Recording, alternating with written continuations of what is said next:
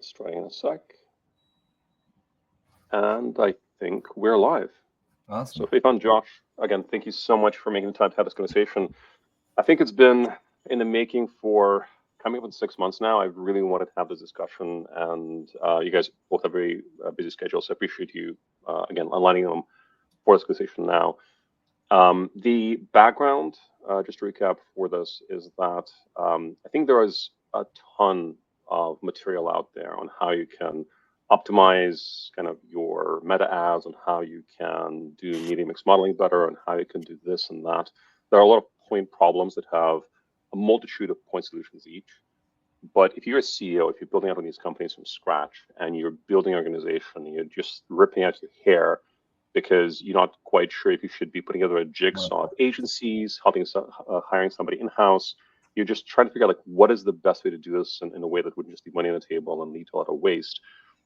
It's far from being science. It's not even an art. It's just, for lack of a better word, a cluster, I think, for a lot of these folks. And Josh, you have obviously a wealth of experience, particularly around the strategy of building these teams, of scaling them, of developing them. So really keen to combine that with Faithan, your experience looking at the data and kind of the back end, the nitty gritty of how these teams end up operating. So with that kind of out of the way, what I want to open up with here is just a very simple question, which is, why is hiring marketers so hard? I feel like it's one of the highest churning roles in most organizations. Why is it so hard to find somebody who you can just scale with from 5 million to 50? It's a great question. That's the $1 billion question. Yeah. Marketers are hard to hire. CFOs are hard to hire. Chief sales officers are hard to hire. Great people. Never easy. But great marketers are rare. I mean, full stop. You're not just hiring someone to run campaigns. You're hiring someone who can think cross-functionally, translate brand into revenue, move between creative and quantitative worlds, and kind of embed deeply across product, sales, and ops. It's kind of a unicorn skill set, and it's evolving. Look at so I think that's one of the reasons it's really hard. Yeah. Totally. I'm curious, actually, thinking about how you would actually judge marketer performance. So you bring in somebody, I think to your point on, CFOs are hard to hire, but if you hire a good CFO, you just see that, your financial forecasts are being realized, falling way off of plan.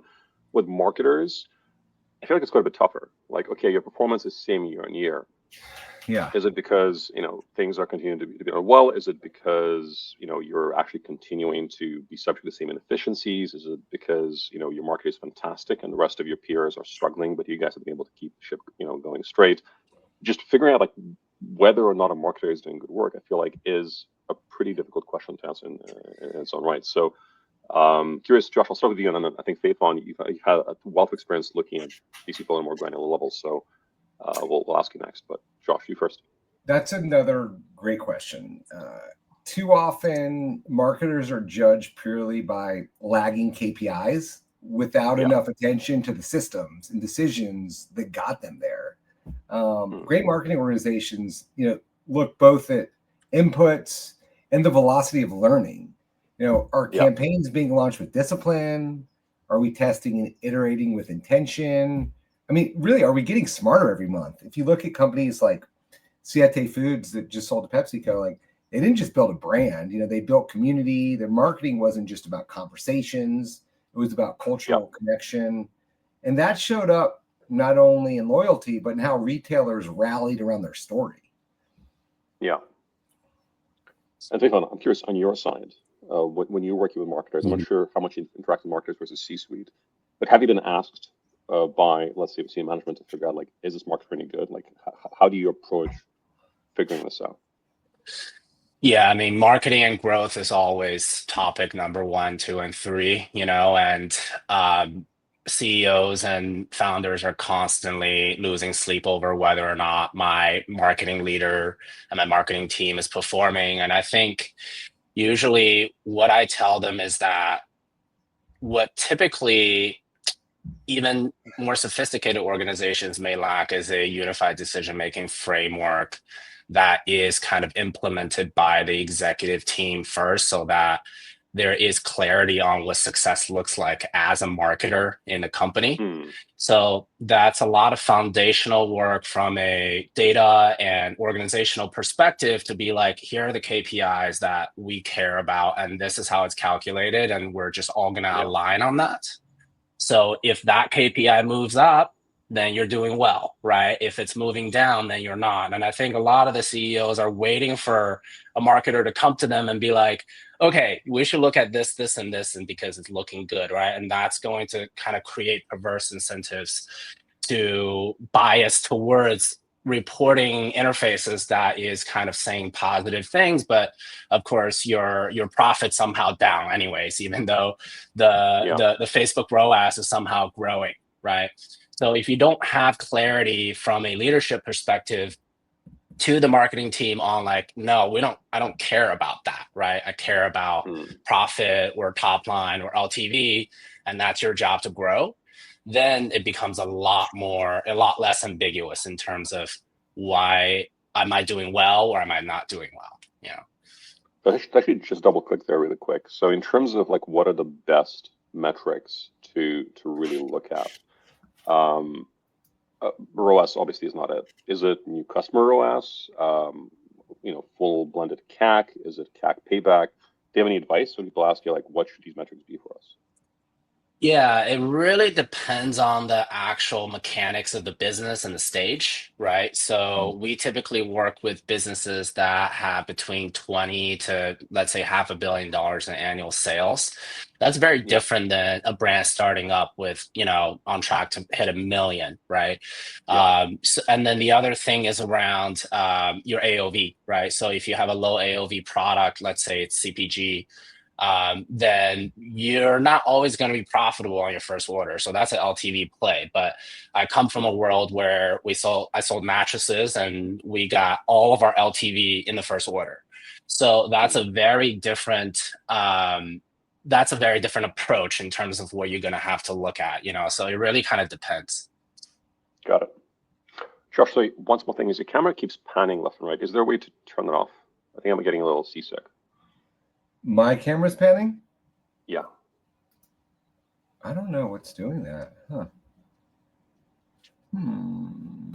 This is the first time I've been on this platform. Let me see. I was like, if that's a ship's cabin, that is a very impressive. No, I'm not on a boat. I'm on land.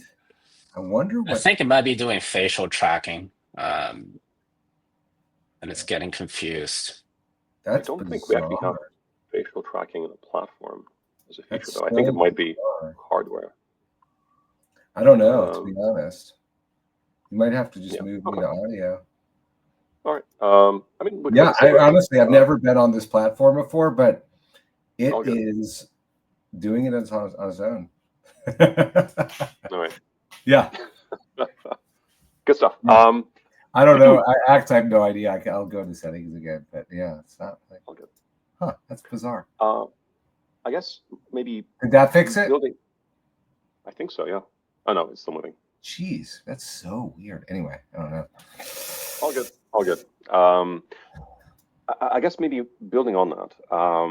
I think there is a variety of criteria that apply depending on whether you're talking about somebody who's in the trenches and doing campaigns themselves, or somebody who's more CMO suite.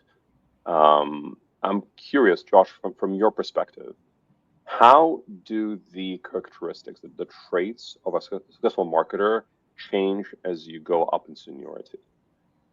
What is a good kind of senior marketer versus what is a good junior?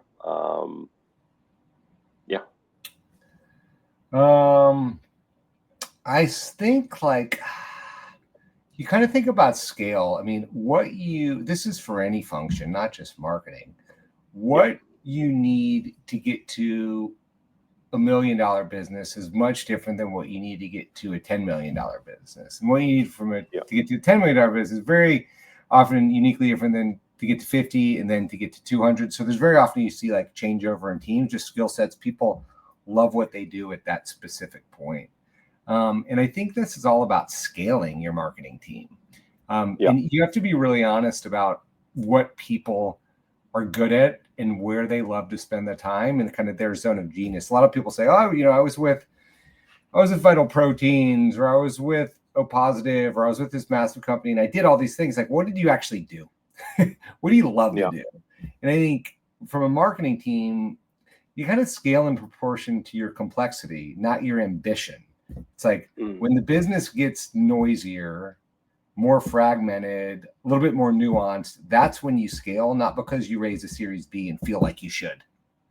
And so that's very, like if you look at like Vital Proteins, and Kurt was a front row seat there and is a very close personal friend. They stayed super lean early on and only started laying in functional depth, like influencer content performance, once their D2C and retail flywheels were really spinning. It's like if you look at like Ghost Energy, which we're a part of, they focused on building a lifestyle brand rooted in authenticity, and then they started scaling up marketing talent when the market, not just their budget, demanded it. So there's nuances, based on the business. There's not a playbook there. I mean, people think there's a playbook just based on a fundamental like fundraise, and that's not.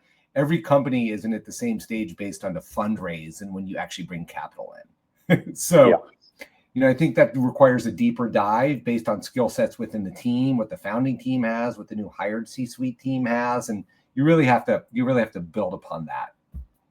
Yeah.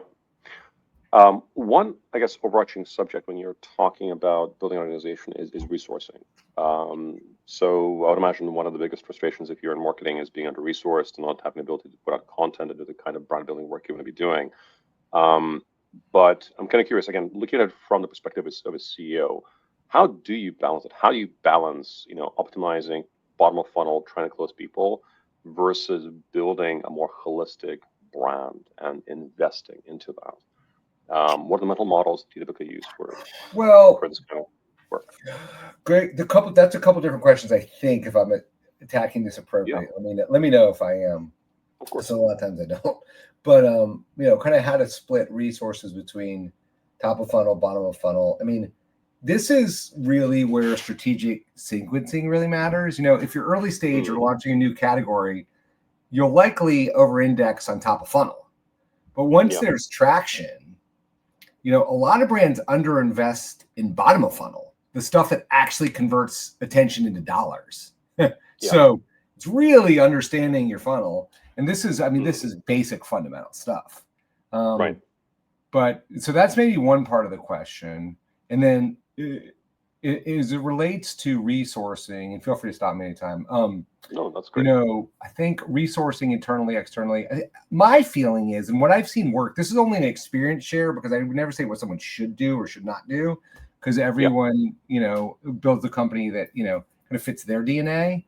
But typically you want to in-house what's core to your brand DNA, your voice, your values, your customer understanding. You outsource executional tasks until they become way too strategic where you need to own them internally. And some of those things you keep externally forever, and that's amazing. But that's where you have to really be honest with yourself. Your voice, your values, your customer, and then outsourcing all the things that can make you much more efficient as a business until you got to bring it in-house. Out of curiosity, what do you consider strategic? Like what makes a certain functional set of capabilities strategic to a brand within this framework? Strategic? It's really all about like owning functions or the most important areas of your business, right? Like I don't think you ever want to, outsource the most important pieces of a specific function in your business. If you truly, truly, truly want someone to eat, drink, and, sleep on this 24 hours a day, there's certain things that just constantly require like full attention, headspace. And so it depends on the organization, honestly. I'd love, to get feedback, on this panel about that, what you see is being strategic. But a lot of times I see strategic stuff is like your values, your voice, and like real understanding of your customer is so important. In P&L management, the way you manage your budgets, the way your dollars flow, financial discipline, fiscal discipline, like creating the architecture of your marketing function as a business. There are pieces you can outsource, but you need architects that are so accountable and so focused on delivering based on the principles of your business, first principles in sales, marketing, finance, operations, where those people, are stewards for you, because as a CEO, the most important thing you need to do is hire the right people around you so you can make yourself replaceable, right? I mean, that's what great CEOs do. So you think about those important functions in each specific area and say, who's going to own that? And that person has to do that. That has to be their life. They're one of the most important things to them. Yeah, it's very helpful. Feihan, sorry, I wanted to kind of complete that arc of thought with Josh, but really keen to get back to you on this. So in terms of, first of all, optimizing bottom funnel, top of funnel work, content investments, I'm curious from a more data-driven perspective, how do you think about this when talking to brands and advising? Totally, yeah. I think the original sin would be trying to be good at everything. I think oftentimes brands don't understand what their true differentiators are and how to sort of double down on those. So I think, just to give a few examples, we've worked with Olipop from the very early days back in 2020. And, that if you're optimizing for paid marketing and direct response ads, sodas and drinks are infamously bad for D2C. So that tanked many beverage brands that we've seen and we've worked with. Ultimately, the strategic differentiation is retail penetration and brand building and fandom building, right? That is a very different set of capabilities than a large D2C brand that, is basically differentiated on their ability to look at data and spend paid marketing dollars very confidently, which would be like, basically that was the core competency of my previous company, A Resident Home. That's what our advantage was we were the most confident in just dumping dollars into the right channels and being profitable on the other side. And our competitors were not, just because they don't have their math sort of worked out internally, right? They don't have their KPIs mapped out internally, and that's not clear to their internal folks what actually success looks like.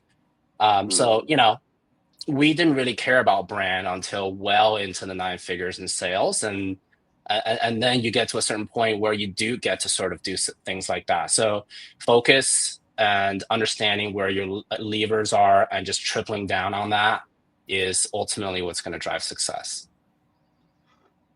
But how do you figure that out? I mean, you're a young brand. I mean, even when you're getting into 8 figures, a lot of the time these brands, they are very capital constrained. I think the days of D2C brands, consumer brands, being bankrolled by VCs on a large scale are at this point largely gone.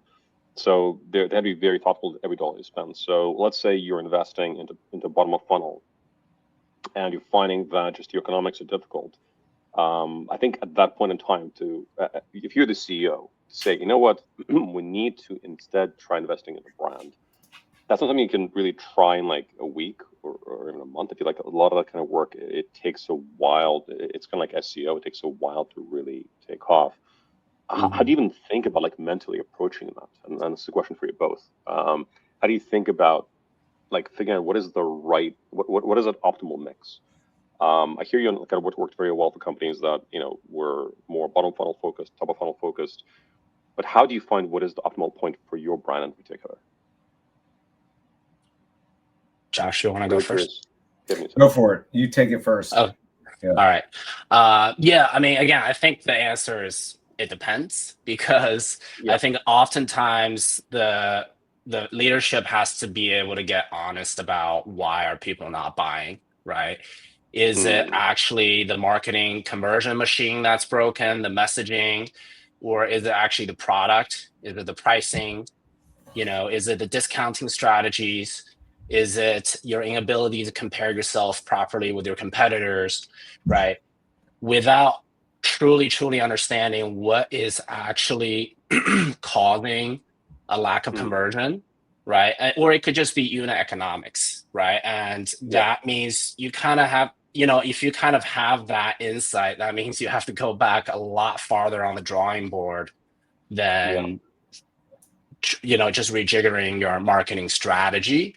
But let's just assume that the product and price and everything is good, but you're not doing it profitably, then that's probably a data problem, right? So that's kind of, with the recent kind of earnings call from solo brands, that's one of their issues was they didn't have a unified decision-making framework across all their brands to properly kind of understand profitability. And that's like, right. But I think they have certain amount of confidence that the products that they're producing, because they have pretty decent scale, is like has a place in the market, right? And that it'll move if you just fix the company. And that becomes a whole other sort of situation, because Solo actually tried both, very focused on performance marketing, discounting strategy, but they were not tracking the ROI on the discounting strategy. They're not tracking the attribution. And then they tried the brand campaign with Snoop Dogg, which actually made a lot of positive waves, but even then they had no idea how profitable or whether or not it was successful. So it's not repeatable in that case, right? So maybe Josh, please, you go first. No, please. I'll ask a follow-up. So my question actually was going to be maybe just to shift the angle here a little bit. I think there's one modality where a company that is really struggling, that is really hurting, is thinking about what can we do better to go out of business.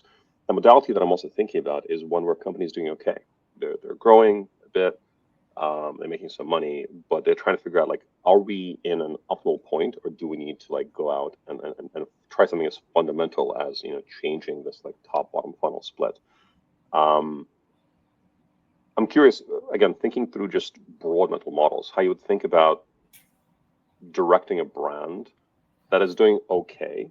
How do you help them understand whether and what they should be looking to improve? Well, I mean, if there's one pattern I've seen across the best marketing organizations, it's discipline. They don't just chase growth. They sequence it. They know what to own, what to test, when to scale, when to pause. And they embed marketing across the whole org. It's not like a silo. It's a strategic driver of clarity within the organization. So very often, if you're blaming on a specific, if it's a specific funnel issue, then it can very often be much more rooted in the organization's strategic initiatives. And so I think that, making sure that you have cross-functional collaboration is critically important. Pause, pull back, because one thing is connected to the next, and it's top of funnel might be correlated to their content strategy, correlated to their brand mission, correlated to their repackaging, correlated to the new price point. So there's so much built into it. So the best organizations don't look at as marketing as being a silo, It's fully integrated into the org, which requires deep cleansing work. Yeah. And also to imagine, both of you have mentioned financial planning being a pretty important part of effective marketing strategy. I feel like for a lot of CFOs, that can be actually a very difficult battle to fight. There's actually a battle that CFOs fight with marketers. I'm not quite sure how that comes about, but that to me should be something that's table stakes, in terms of basics. And for some reason, that's an area where I've seen a lot of brands really struggle. If the CFO is battling with a head of marketing, the CEO has not set the stage appropriately. They are partners. They are locked in arms. They are not. They need to be on the same side of the table. If any function of the business is battling with another function of the business, you have a dysfunctional business. Get on the same side of the table and drive growth together and plan together. That's just a fundamental leadership flaw, to be honest. And that's not pointing to one specific organization, because there's lots of them, and the organizations learn. That's where you bring in a coaching practice. Yeah. To really think about leveling up initiatives as an organization, because the closer they, by the way, this is all happening so fast. The transformation of these organizations like nothing we've ever, through AI, we are transforming organizations. And if finance and marketing and sales and operations and supply chain and human resources are not connected, these businesses will sink. And they'll be operating the way they were not 5 years ago, 6 months ago. So the future is faster than you think. And therefore, they all need to be leveling up together to say, what's the most important thing to the organization? How can we support each other? And a big part of that is fiscal responsibility. Yeah. One of the things, that's a bit of a tangent, I'm sorry, but I've seen a number of companies now that have gotten to, some level of success. They're in the tens of millions of dollars in terms of revenue. They have a visionary founder who's very much a product person. Fantastic product, good product market fit. But he starts seeing these frictions which I think mostly boil down to the product-focused founder just wanted to say, like, okay, there's my marketing organization, like you do your thing, and here's my finance organization, you guys do your thing, and just like they really want to just put this into their silos and go back to thinking about how do I keep building a better product. And I guess in situations like that, one of the questions I would have would be, is it just coaching? Would a COO be an appropriate kind of person to step into the CEO? Does it really have to go up to the very top? Does the CEO have to be the one who's implementing and overseeing this cross collaboration? Well, just think about it.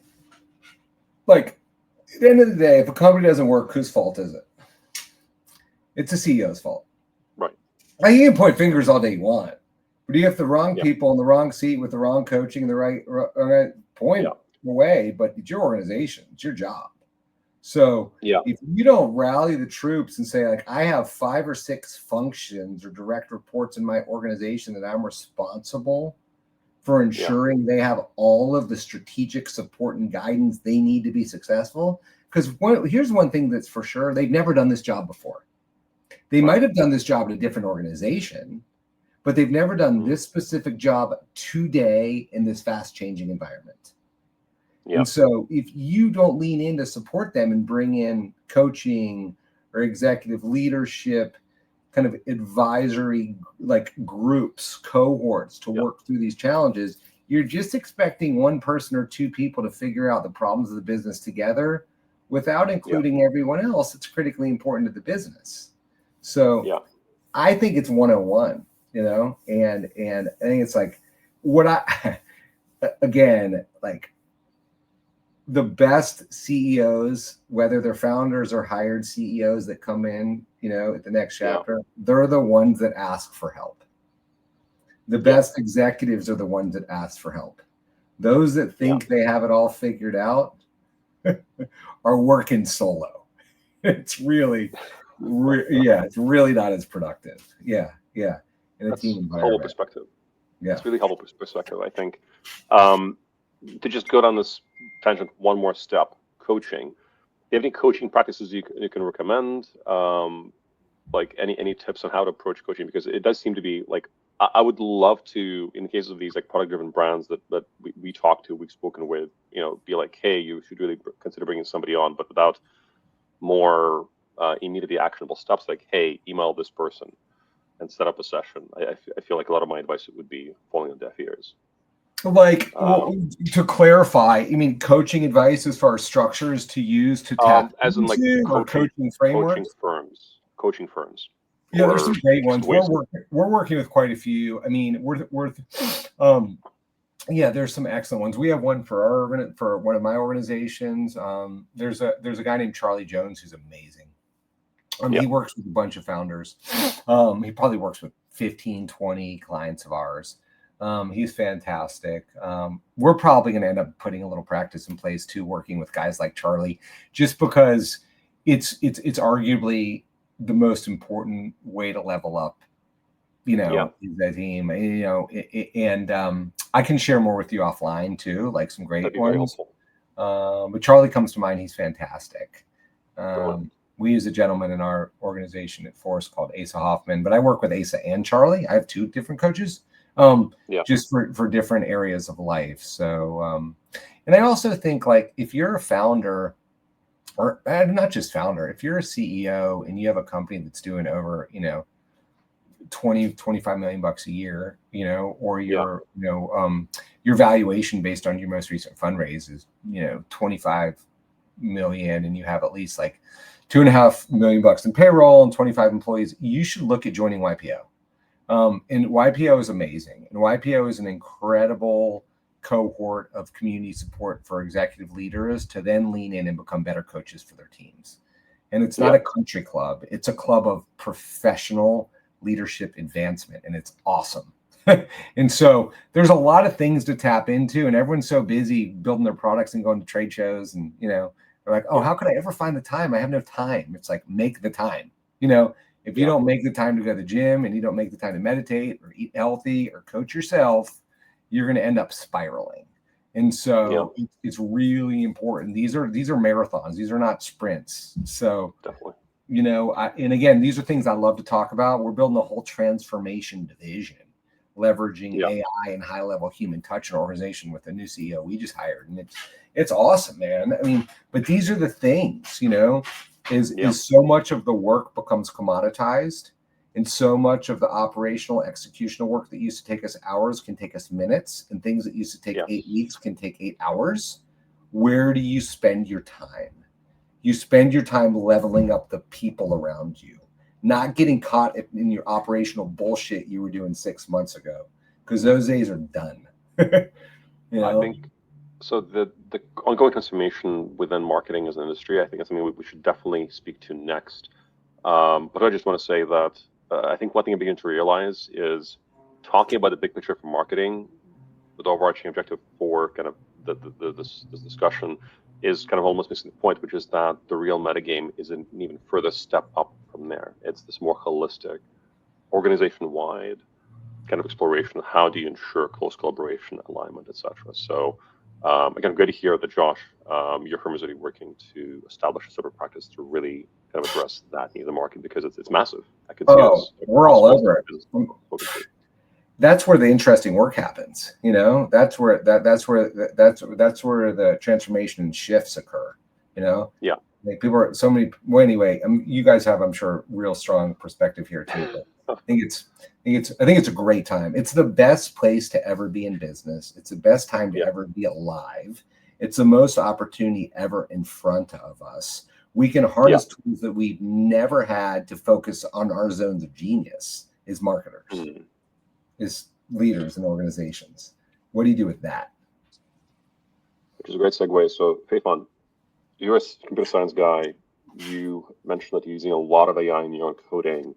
Obviously, being so deeply embedded within the marketing organizations of the firms you're working with, I'm sure you've seen the changes that have been brought about by LLMs, by AI within marketing. I would just love to get your take on what is the lay of the land. What is a bunch of vaporware? What is just unfounded buzz? What is actually creating value? What is the future kind of beginning to look like with these tools that are coming online left and right? Yeah, that is a big question. We are also having this conversation the week where ChatGPT 4.0 image generation dropped. That's kind of rocking the world right now, right? It can pretty much create spot-on creatives in one shot.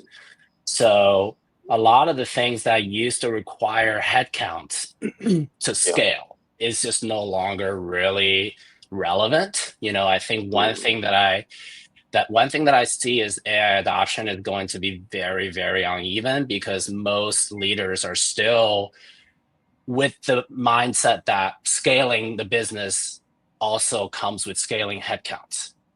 And, the future is really, for my own business, we're actually at 30% of headcount that we were at a year ago. And we actually have a larger business and larger accounts. And on average, people are actually happier. So we're kind of on the extreme end of like, actually, we're trying to get smaller while getting bigger. I think, for brands, I think the biggest thing is really kind of understand what are the workflows today that are expensive, human intensive, and unpredictable and have a long lead time. So creative generation is literally one of those things. And of course, with Meta's Andromeda and all of the mobile app games that needs additional creatives, and YouTube, everything else, right? The creative arms race is basically going to be 10, 100x, right? So if you could make 30 creatives in a week before with a team of 5, now you can make 300 creatives with a team of 2, but your sales are not going to go up by 10x, right? Yeah. So, you're not going to be able to spend 10x just because you have 10x more creatives, but your competitors are also going to be churning out 300, 400, 500 creatives at the end of the day, right? So what doesn't change is you still have to have taste. You still have to understand data, right? And you still have to have a source of truth in terms of like, how do we actually attribute revenue, right? And that actually kind of increases the need for first-party data aggregation, having an internal source of truth, having internally consistent KPIs and decision-making frameworks, having internally validated and thoughtful attribution methodology. So when you do 10x your creatives, you actually know, well, what is the incrementality of this effort here at all? You're so spot on, man. Yeah, I mean, that's so right. So right. And it's like, you is the leader, you're the strategic thinker, but you can use these AI tools as your strategic thought partner. But don't like outsource it all. Don't have them come up with all the ideas, because they'll come up with great ideas. You have like 100 Elon Musks, at the click of your finger, like within a second. But like, don't let them do all the things, because you are the one driving it. Yeah, I mean, it does not replace judgment whatsoever. With engineering, we have dramatically reduced our engineering headcount while dramatically increased our engineering output. But what I say is, every line of code that you commit, you're personally responsible for. You can go ask 1,000 AIs, I don't care, but you don't get to commit trash code, right? And that goes for everything, so that's where, I don't know if you guys have heard of this barrels versus ammunition analogy from Keith Rabois. So I'll do a real quick explanation. Barrels are, people that are able to direct resources into the directionality where it's going to make an impact. And the ammunition are people that just needs to be like, okay, what do you need me to do? I need more specific instructions, right? So in the pre-AI era, you have the bullets is your headcount, and you have barrels, that's your VPs and directors and C-suites, and you have to scale your ammunition by hiring. But now that the marginal cost of increasing your ammunition is basically 0. So what do you do in that world, right? And how do you sort of help your existing ammunitions transition into barrels?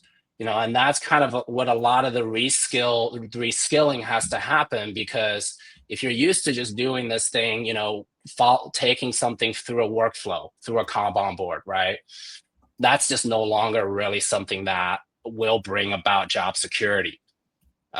So a lot of implications there. So that's really good. That's really good. Thank you. So I'm curious, in Nan's state, it sounds like, well, correct me if I'm wrong, but it sounds like a lot of these AI tools will basically replace agencies. So what you're going to have is, going back to Josh, you were talking about really strategic roles being in-house, everything else being outsourced. It sounds like it's strategic roles. So figuring out, what is on-brand creative, for example, figuring out this budgeting, that can stay inside, and then everything else is just going to become AI agents. Well, it depends. I wouldn't, it depends how good the agency is. It depends if the agency is that strategic and they're able to harness these tools to create that much better of a product, and that's all they think about, and they're maniacal 24 hours a day. They are going to outpace all the people doing internally that also have to deal with supply chain and product and finance and operations. So that's zero-sum game. It's like everyone can level up if they harness it and provide much more valuable services and much better quantitative and qualitative creative. So I don't think it puts people out of business. I think it puts people who aren't good out of business. Yeah. Shouldn't be business in the first place. But Yeah, absolutely. you know, so it'll just create new roles and like to do more impactful work, I think. Yeah, totally. Yeah, I mean, the first question, I'm like, I don't care if it's an executive, a full-time employee, a contractor, or an agency. Are they a barrel or are they ammunition, right? I think most agencies are used to being ammunitions. Like, I'll churn out 30 creatives for you per week for this much money, right? And that's a very clean sort of bill of goods that then they invoice the clients for. But like, what is the result, right? So if you can find a barrel in the form of an agency or a person, then their salary or pay capacity is technically infinity, because they can create ROI that is way beyond any dollar that you're going to give them. And those are really going to be the winners, you know, like no matter what it is, how you provide your services and expertise, even as a SaaS product, even as a technical product, that's what's going to win in the future. I'm curious, in terms of the brands you worked with, Ethan, how many of them are heavy users of AI LLMs? How many of them are just, you know, playing around with that? Just very rough, like gut sense percentages. Where are we, you know, on this front with small brands, call it like, you know, 10, 20, 30 million, mature brands? What is the current state of the market? Yeah, most brands are not really adopting AI. Let's just be honest. You know, that's not to say they're not using ChatGPT. That's not to say they're not using other consumer-facing AI apps. Like, we all use it, right? Like, I think that's the baseline. That doesn't mean that you're adopting, right? If I hear, you know, I just was hanging out with one of my customers that's kind of scaling from 60 mil to 9 figures this year. You know, he's still mostly concerned about how am I going to scale headcount, and they already kind of scaled ahead on headcount, expecting the growth. So that's just going to be the norm in business thinking, right? So that's going to take a long time to actually change, you know, to kind of get to this other way of thinking, which is like, no, we don't. More headcount doesn't really bring us anything. Some might argue, right? Yeah. And it's also like, we were talking about this, we're building this huge transformation division now, and we're talking about this with a really huge supplements company. It's like, make no mistake, like what you're hiring for right now is not what you're going to need in 12 or 24 months. So you better think about how you're transforming your entire organization and strap on your seatbelt and make sure you have the right people there. Like, so you got to get way ahead of it. That doesn't mean spending more money or or hiring more heads. It means to really think about role involvement and how that collaboratively supports other functions in the business. So I think you're going to see, what I'm so excited about is organizational design transformation now. The way orgs are built, that's where we're sitting. We're like, this is awesome. And by the way, no one has it all figured out yet, but if you're not thinking about it, most people are using ChatGPT for emails. That's what they're doing. And by the way, that's a great start. I don't think you should ever give yourself a hard time because you're not at the destination yet. Just get started. Like, my thing with my team and even my kids is like, my kids don't listen to me, but if they did listen to me, would be spend 20 minutes a day, no noise, no distraction, just work on an AI project every single day. If you do something 18 minutes a day with no distraction, you will be in the top 5% of the world at that. 18 minutes a day. It's fact. Anything. Could be playing pool or playing. So just real focused attention every single day. Now, there's lots of people spending weeks on this shit. So, you know, AI might be a little bit different. But the point is, just take little incremental steps and don't give yourself a hard time. Get better at it. Get better at it. Get better at it. And then what you'll find is it allows you to do the stuff you want to do and removes all this other stuff from your plate that you don't want to do. And so it's nothing to be scared about because you're not at the finish line. No one's at the finish line yet. So I just say, like, take a deep breath and just get into it a little bit. It's a blast. I'm not a coder. I don't do Python. I built a whole app last night in bed next to my wife in 30 minutes. It was awesome. Yeah. So that's the type of stuff you can do. It's great. I'm kind of curious. So looking at it, let's say 12 months out, So these organizations you're consulting, you're advising now, are make the hires that they came about making. The world changes. Some people will have done those 18 minutes of exercise a day, and they'll be well qualified to keep using to use these new tools. Others won't. I guess thinking about it from the other side of these 12 months, how do you figure out if the organization is too large? If you were talking about the org that you were talking to, they had already kind of hired ahead of expected growth, and they were talking about growing the team further. I see this quite a bit. Companies getting rid of their skis and OpEx. It's there cross-functioning, but certainly within marketing as well. How can you tell if you have fat in your organization? If you have fat, yeah, it's a great. You want to take it first? That's a great question. I mean, it depends on the org too. It also depends on, like, are you a venture-backed, private equity-backed business that's like grow at all costs because it's a winner-take-all market, or you're a consumer products business that needs to focus on high gross margin and EBITDA, And so, a marketplace isn't, commercial commerce platforms are different than launching cookie dough.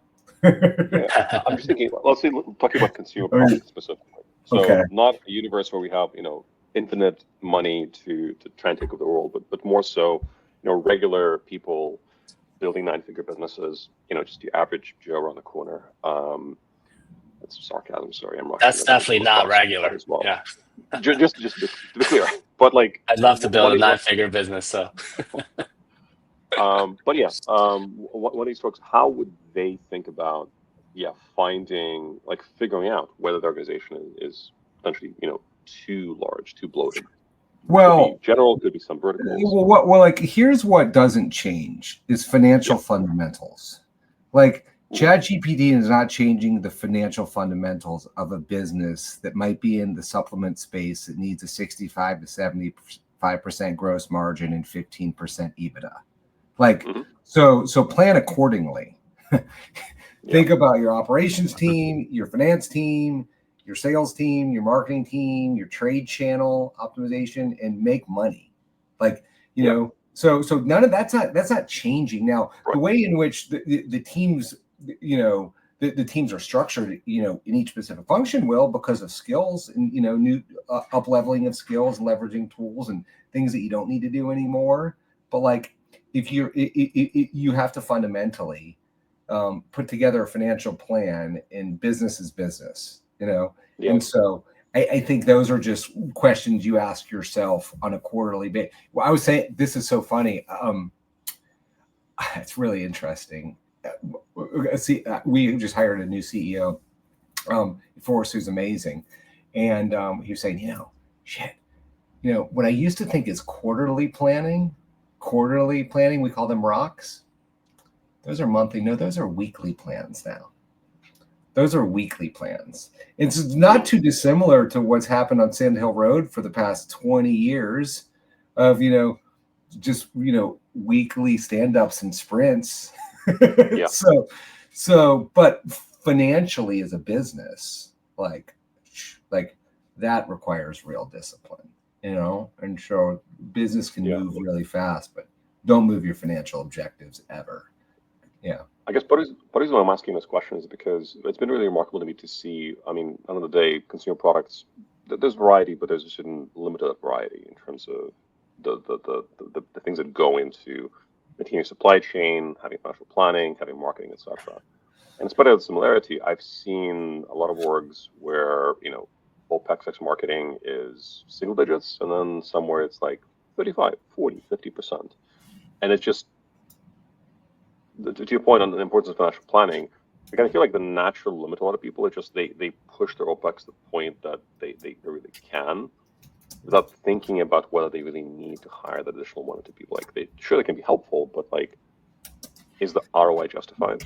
So here's what I would. That's a great question, man. I think there's a difference between. It's a great question. The difference between a VP of finance and a CFO. An accountant. Accounting controllers, VP of finance, they look backwards. CFOs look forward. They find ways to create and optimize. If you have a CFO in your organization, it's a chief financial officer. They need to be operators.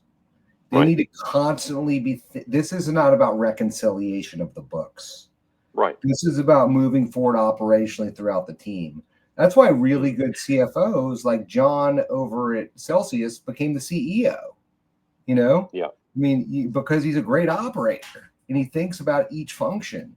So I think it's an opportunity for people to level up and be like, oh my God, this business is moving so fast. You know, is it you want someone that's commercially savvy, but you also want someone running the organization that's got financial chops. Yeah. You know, that can help everyone kind of put stakes in the ground. Mm-hmm. Does that was that appropriate? Like what I responded? Okay. That's helpful. I think that's helpful. Mm-hmm. I think a lot of it goes back to the big picture, which is, again, I know, Josh, a point of strength for you.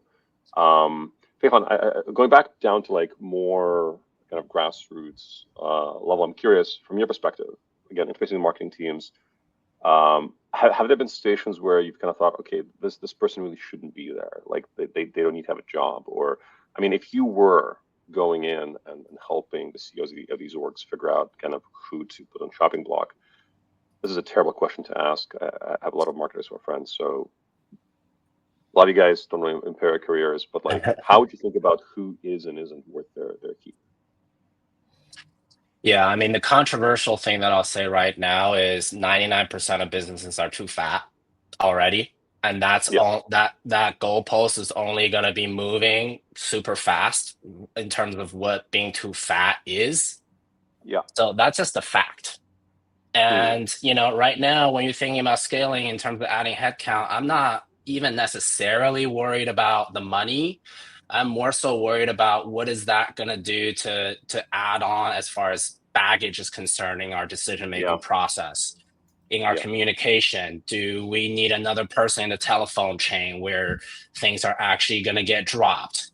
You know, and that's pretty much every company I've ever come across, to be honest with you.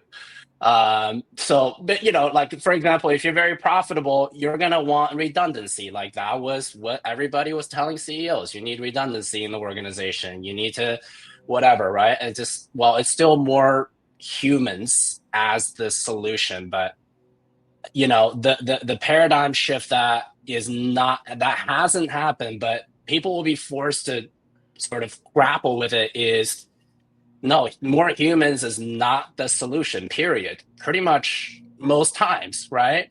And, you know, in a marketing organization, you know, well, let's just even look at CS, for example, right? Right now, we went from, okay, US-based agents to outsourced international agents to robot agents. So at what point does the head of CX basically becomes a one-person department, right? That is sort of an inevitability, but that doesn't mean that the people that you do have is not useful. It's about repurposing, right? Like they should be repurposed to sales. They should be repurposed to, you know, saving returns, right? And things that humans are uniquely good at. And that also means, you know, people need to sort of realize, like, what is my skill set today? And how does my skill set needs to pivot, you know, in the next 12 months? You know, same thing with marketing, right? If you look at most meta ads, sort of junior people or mid-level people, a lot of them are just kind of doing a workflow. Yeah. Because that's what they've been doing. Well, you know, but the thing is, Meta's ad platform is, you know, moving very fast. But really, that's all. There's no reason, I think, to a certain extent, to kind of overthink on, am I sick or not? I think, but you still need to kind of be prepared, because there is going to be a moment when your competitors are creating 10x more ad creatives than you, when your competitors are winning way more customers than you, when your competitors are able to offer the same product at a lower price or less discounts. That's when it's too late, right? With less headcount potentially, right? So that's going to happen, and new brands will pop up that is sort of, you know, instead of saying digitally native, we're going to have AI native brands, right? And that, you know, for organizations that kind of grew up in the last few years, as digitally native, which they were able to compete with the more traditional brick and mortar, then now they're going to have to compete with this new crop of brands that are more AI native, that's going to have less headcount, that's going to have, hopefully, people are going to get smarter about the importance of first-party data, right? Having a unified decision-making framework. Then you can run super, super lean, you know? So there's no reason why a 10-people company can't build a $500 million brand. There's no reason why that's not the case today, other than just like, you need to lift things and, you know, more physical work that you can't really outsource that. But of course, the robots are coming on that side too. So such great points, man. I mean, I think you're really spot on. I spoke with the supplements company 2 days ago. That's $80 million run rate with 7 employees. There you go. Wow. 7. Now their 7 employees are badasses. Yeah. They're amazing. You know, but yeah, you know, like it's not to say you lay people off. You have the right people. Like Yeah. you know, you repurpose. It's like, what do people? What job should I have? Or what do you want to learn? Like, what skills do you want to develop to future-proof yourself so you can become super valuable to anyone's organization or your own organization? Because right, you know, sky's the limit there. So that type of, I think, mentality really matters. In terms of just, Faith, on your point on ad creative, one kind of crazy thought I had was you can scrape the Facebook ad libraries. Literally, you can just go find fastest growing brands, scrape all of their historical ads, and like literally just train your own LLM on those. Yeah, there's multiple vendors out there you can sign up for today that does that. You know what I mean? So yeah. Okay, it's the norm. That's the new starting point. Like, it's not even like an idea now. Like, if you're not doing it, you're just slowly eroding your advantage over time, right? And you're gonna be fine for a while, but one day, crap, what are we gonna do, right? And I think that's an inevitability right now. And that's where a lot of opportunities in terms of transforming businesses will come about. You know, I'm sure private equity will have a lot of opportunities there as well. You know, but not every business will be able to transform in time, but a lot of them will. So, you know, I'm very curious. I'm definitely like watching kind of how businesses are adopting these technologies and you know, and what they're doing. But we're still early. You know, I would say most of our customers are very savvy and very technical and very digital. But in terms of truly just going ham, like kind of what Klarna did with their SaaS stack, right? Most companies are absolutely not doing that. I know we're at time, Josh. I think you have something to hop to. Do you have time actually for one more just very quick question? Or do you have of course. So just thing I wanted to really just ask really quickly as we're about to wrap up here is biggest mistake you've seen, biggest strategic mistake you have seen a marketing organization make? Biggest mistake. Strategically. Yeah, hiring channel operators before nailing their strategy. Scaling paid media before they validated product market fit. Yeah, and keeping marketing siloed from product, finance, and ops. Very helpful. Faifan? I'm actually going to echo those 3. I think Josh pretty much hit it right on the head. So we should hang out more. We got to get to know each other better and figure out how to do some cool things together. Yeah, for sure. I need to visit your cabin there. It looks nice. It looks like a cabin, but it's really like a casita in my backyard where no one bothers me. Oh, nice. It's a nice setup. Yeah. Again, I'm gonna just say thank you. If you can just hold on after the stream, it'd be great if we can just do it very quickly. But again, thank you so much for being part of this, and thank you for joining us today. Thank you. All right, thank you. And the stream